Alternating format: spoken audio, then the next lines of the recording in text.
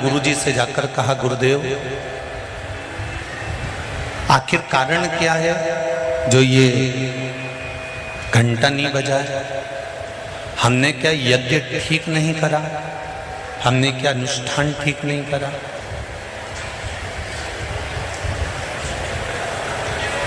कभी कभी ऐसा हो जाता है।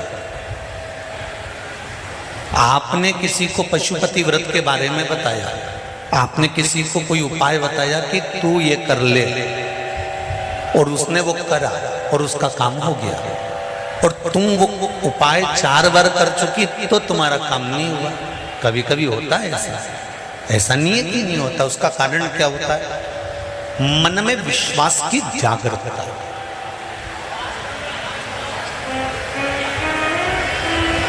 मन में विश्वास की प्रबलता। जिसको आपने बताया उसने आपकी वाणी पर विश्वास कर लिया, और विश्वास करने के बाद उसने वो उपाय कर लिया। पर हो सकता है हम मंदिर जा रहे हों, हम देवालय जा रहे हों, हम नर्मदा जी के घाट जा रहे हों, हम प्रयागराज जा रहे हों, हम भगवान के मंदिर पहुंच रहे हों, उसके बाद भी हमारे भीतर इतना विश्वास जागृत नहीं हुआ। मैंने तेरे ही भरोसे, ओ बाबा तेरे ही भरोसे, हवा बिच उड़ती जावांगी, बाबा डोर हथो छड़नी ना में कटी जावांगी। भोले मैं तेरी पतंग, ओ शंभू मैं तेरी पतंग, हवा बिच उड़ती जावांगी, बाबा डोर हटो छड़ी नाम कटी जावांगी। हमारा विश्वास, हमारी दृढ़ता, हमारा भरोसा प्रबल होना चाहिए।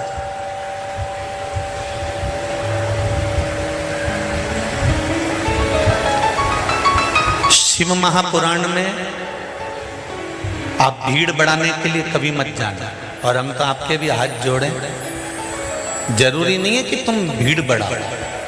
शिव महापुराण की कथा में जितनी देर तुम बैठो उतनी देर तुम ये विश्वास मानकर बैठना कि मैं बैठी हूं बाबा के चरणों में, तो ये मेरा विश्वास है कि शंकर भी मेरे कार्य सिद्ध करने के लिए मेरे घर तक पहुंचे।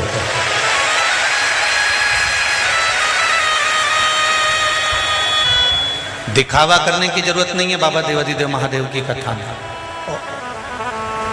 बहुत सरल भाषा में आओ। वैसे भी बारिश चल रही है, अच्छी अच्छी साड़ियां सब घर में रहने दो, जो पानी में बेकार हो भी जाए नहीं, बस ऐसी ही पहन के आ जाना, ठीक है? क्यों? शंकर भगवान कहते हैं मेरे पास में दिखावे की जरूरत नहीं है। अगर तुझे आना है तो विश्वास लेकर आना। और जैसी है ना, ये भगवान कहते हैं ना, सावन के महीने में इतनी जल वृष्टि क्यों होती है? आषाढ़ में नहीं हो, भादों में नहीं हो, कुंवार में नहीं हो, कार्तिक में नहीं हो, और सावन में इतना पानी क्यों गिरता है? शंकर भगवान कहते हैं कि सावन में पानी इसलिए, और तुम देखना सावन में शादी ब्याह भी नहीं होते हैं क्या? क्योंकि दुल्हन ब्यूटी पार्लर से आए और पानी गिर जाए तो जैसी थी वैसी की वैसी हो जाए। तो शादी ब्याह भी सावन में। भगवान शंकर कहते हैं कि सावन में मैं इतना पानी इसलिए गिराता हूं कि तेरे भीतर जो विश्वास है, तेरे भीतर जो भक्ति है, वो सम्मुख है। तू जैसा है वैसा ही रहे, उसमें कुछ बदलने की जरूरत नहीं।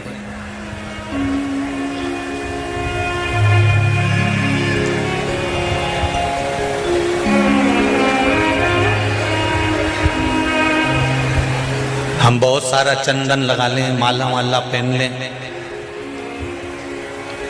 और शंकर जी के बहुत बड़े भगत बन के बैठ जाएं तो भगवान शंकर कहते हैं ऐसे भगत बनने से कुछ नहीं होगा।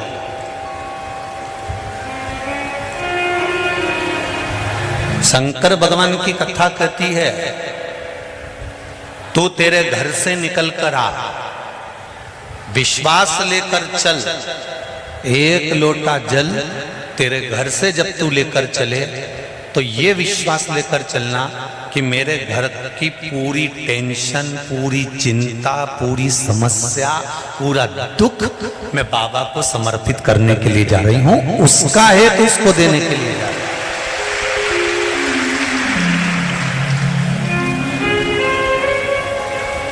और कितनी भी अच्छी पड़ोसन होना, मंदिर में अपना दुख उस पड़ोसन को कभी मत सुनाना। कितना बड़ा भी करोड़पति तुम्हारे साथ मंदिर में बैठा हो और तुम्हारे पास में पर्स में अगर पैसा नहीं है, तुम्हारे पास में कोई रुपया नहीं है, तो तुम अपनी पड़ोसन से मांगकर 1 रुपया भी मंदिर में मत चढ़ाओ।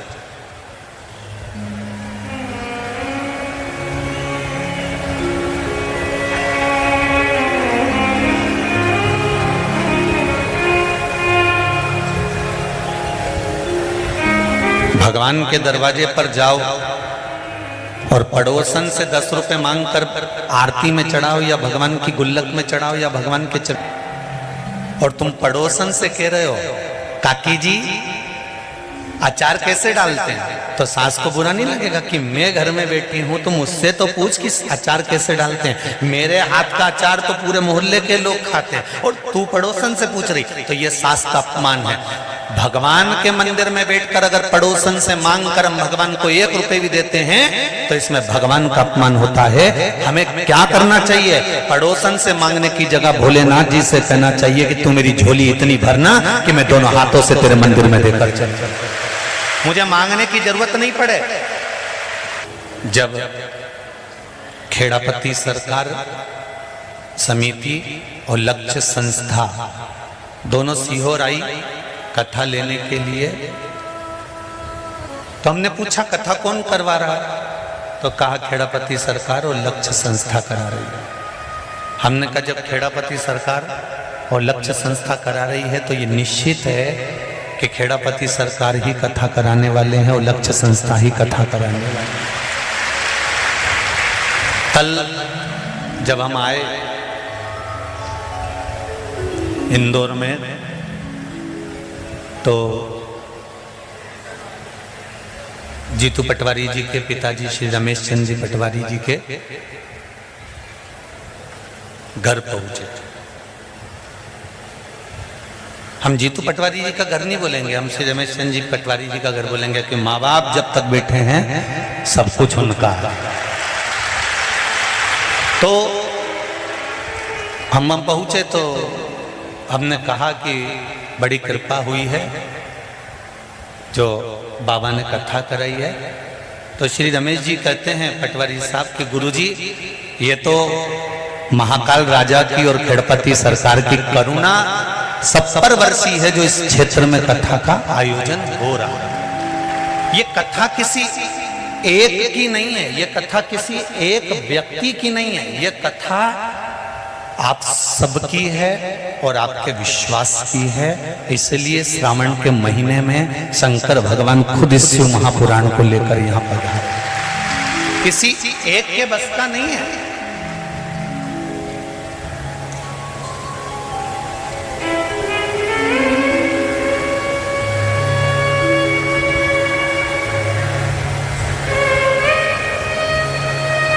मंदिर का जब घंटा नहीं बजा, मंदिर का जब घंटा नहीं बजा तब पांडवों ने पूछा हमारी सेवा में कोई कमी रह गई है क्या,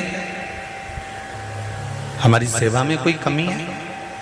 कहा यज्ञ तो ब्राह्मणों ने पूर्ण करवाया, कर्म कांडी ब्राह्मण जब कोई पूजन कराने बैठता है तो अपने दिल से, अपने चित्त से, अपने मन से, अपने भाव से भगवान को रिझाकर पूर्ण पूजन कराता है। और हमेशा जजमान के हित के लिए जितना कर सकता है एक ब्राह्मण, एक कर्मकांडी ब्राह्मण उतना करता है। दुनिया के लोग अपने घर में दिवाली की पूजन करते हैं, पर ब्राह्मण अपने घर की दिवाली को छोड़कर जजमान के घर में दिवाली पूजन करने जाता है कि इनका भंडार भरा रहा है। इनका भंडार भरा रहेगा तो ये संपूर्ण विश्व का भंडार का आनंद भरते रहेंगे। इसलिए एक कर्मकांडी ब्राह्मण अपना पूर्ण आशीर्वाद, पूर्ण आनंद देता है।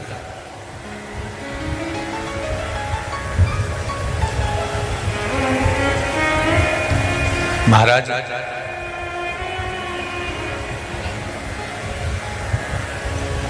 शिव कथा कह रही है, घंटा नहीं बजा। जब घंटा नहीं बजा, ब्राह्मणों ने कहा कि हमने यज्ञ पूरा करवा दिया, हमने यज्ञ अच्छा करवा दिया, पर दो तरह का यज्ञ होता है। एक यज्ञ में सांकल्य दी जाती है, दूसरे यज्ञ में जो तुमने पूरे नगर में डोंडी पिटवाई की भंडारा भंडारा भंडारा भंडारा, और कोई भोजन करने से वंचित रह जाए, कोई भोजन करने से वंचित है, जरूर कोई भूखा रह गया है। पता करो कि कौन भूखा रहा। सेवकों को भेजा, नकुल, सहदेव, अर्जुन, भीम सब गए। तब पता करा कि एक बूढ़ा व्यक्ति अपने झोपड़े में बैठा हुआ है, और झोपड़े में बैठा हुआ वो बूढ़ा व्यक्ति कह रहा है कि मैं भंडारे का भोजन ग्रहण करने नहीं जाऊंगा। सबने हाथ जोड़े, नमन करा, प्रणाम करा कि क्यों भोजन करने नहीं जाओगे। तो कहा 108 अश्वमेध यज्ञ का फल अगर पांडव मुझे दे देंगे तो मैं उनके घर में भोजन कर लूंगा।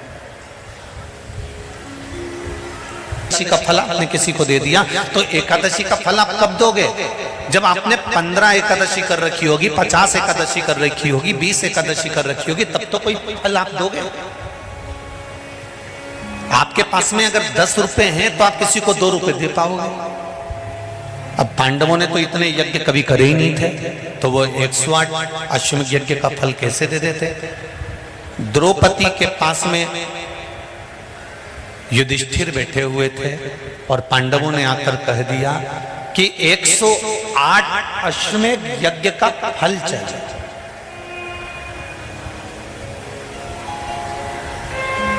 एक 108 अश्वमेध यज्ञ का यदि फल मिलेगा तब वो बूढ़ा व्यक्ति भोजन करने के लिए आया। कहा, द्रौपदी बोली हमने तो इतने यज्ञ नहीं करे, पर चलो मैं उस संत को मनाने के लिए चलती हूं। द्रौपदी के लिए पादुका लाई गई, द्रौपदी ने पादुका नहीं पहनी। द्रौपदी के लिए रथ लाया गया, द्रौपदी ने रथ पर नहीं बैठी। पैदल द्रौपदी उस संत के दरवाजे पर पहुंची और बाबा से कहा, बाबा आप हमारे यहाँ चलकर भोजन करिए। बाबा कहते हैं 108 अश्वमेध यज्ञ का पुण्य दो, तब मैं तुम्हारे घर में भोजन करूंगा। द्रौपदी कहती है मैं 108 अश्वमेध यज्ञ का पुण्य देती हूँ। बाबा ने कहा, द्रौपदी तेरे पतियों ने तो इतने यज्ञ नहीं करे, तूने इतने यज्ञ कब कर लिए? द्रौपदी कहती है, बाबा हमारे शास्त्र कहते हैं, हमारा धर्म कहता है, हमारे वेद और पुराण कहते हैं, जितने कदम चलकर हम भगवान के मंदिर पहुंचते हैं, जितने कदम चलकर हम संत के दरवाजे पहुंचते हैं, जितने कदम चलकर हम शिव महापुराण की कथा तक पहुंचते हैं, उतने अश्वमेध यज्ञ हम अपनी जिंदगी के कर लेते हैं। उतने अश्वमेध यज्ञ हमने कर लिया, और हमारे अश्वमेध यज्ञ कोई साधारण नहीं है।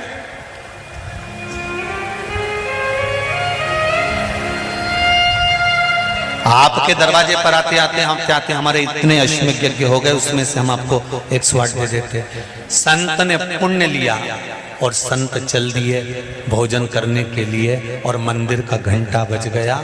मेरी माताओं, मेरी जीजियों, मेरे भाई, एक बात का स्मरण रहे, हम प्रतिदिन जब एक लोटा जल लेकर शंकर जी के मंदिर में जाते हैं ना चढ़ाने के लिए, तो हम भगवान शंकर के दरवाजे जाते जाते ना जाने कितने अश्वमेध यज्ञ का पुण्य अपने हाथ में लेकर इकट्ठा कर लेते हैं।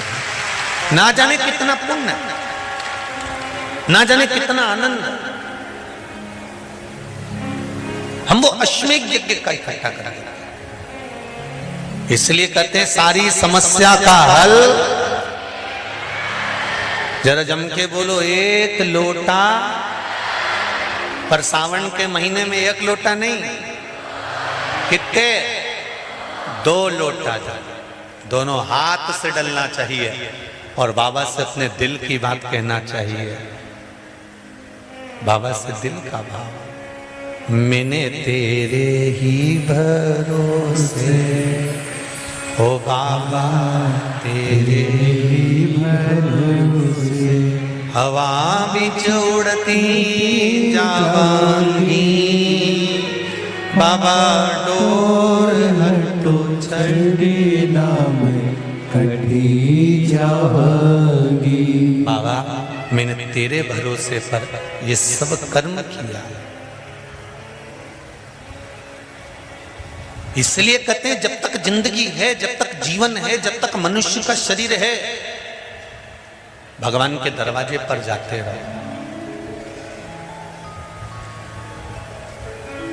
जीते जी भगवान के द्वार जाओ। अपन जीते जी अगर भगवान के दरवाजे नहीं जा पाते, उसका दरवाजा तक हमने नहीं देखा, उसकी चौखट तक हमने नहीं देखी, दुनिया के लोगों ने हंसी उड़ा दी, बताओ मंदिर जाने से कुछ होता? लोटा भर के पानी चढ़ाने से कुछ होता? नहीं होता। तो ये पत्र होना, दिल तो दूसरी जगह लगा के बैठे।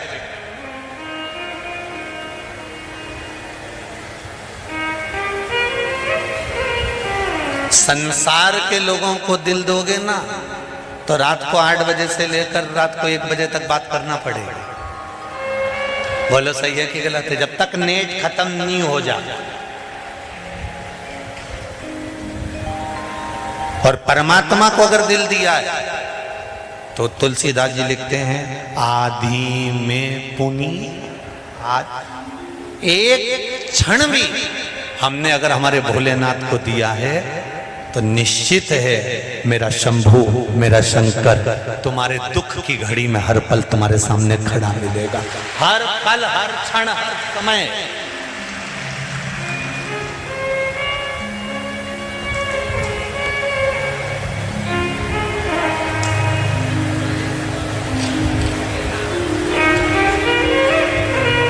छोड़ेगा नहीं।